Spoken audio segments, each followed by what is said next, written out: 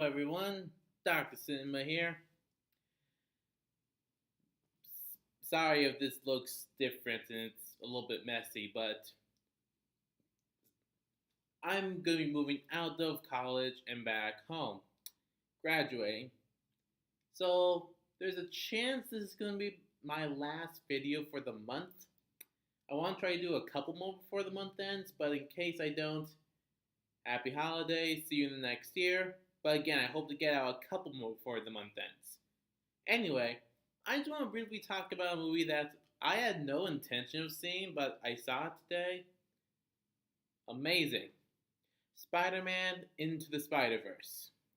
The animated PG movie focusing on Spider Man, well, multiple Spider Man, but the one in particular is a young African American teen named Miles Morales.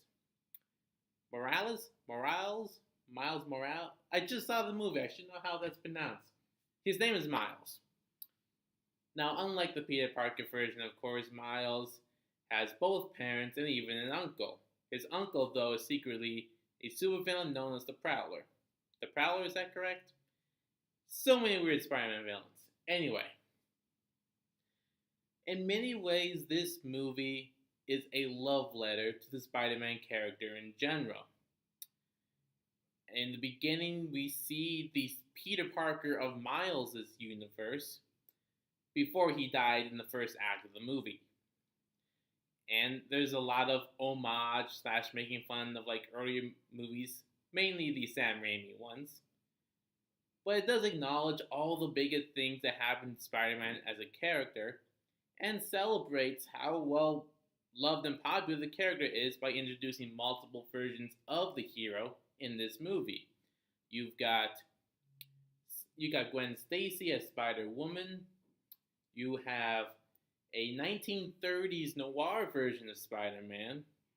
You have a Spider Man where it's actually a teenage Japanese girl and her best friend's a spider who operates a giant mechanical suit that she can also operate from the inside. And you got a talking pig. Don't question it, it's from comics. It has a really great message of anyone can wear the mask, you can wear the mask, and what makes you different is what makes you Spider Man.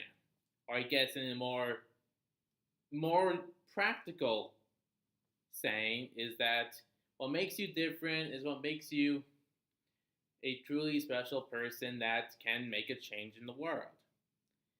And that's a great love letter to the Spider Man character and also a great appreciation for people who have followed Spider Man in all of his incarnations. And there's even a little nice special message in the credits for Stan Lee and Steve Ditko, the creators of Spider Man, as well as several other characters. I'm sorry if I pronounced Steve's last name wrong. Steve Ditko? Dicto? I'm sorry. Really anal about that. Anyway, it is because of this huge celebration of Spider Man in all of its different forms that I think this is actually the best Spider Man movie we have gotten yet. Now, I know that with every new version of Spider Man movies, people say this is the best one. Sam Raimi's version, even though it was the only version, people were in love with it. But then there are a lot of people that said that the Andrew Garfield one was better than Tom Holland. And now it's not really about Peter Parker, but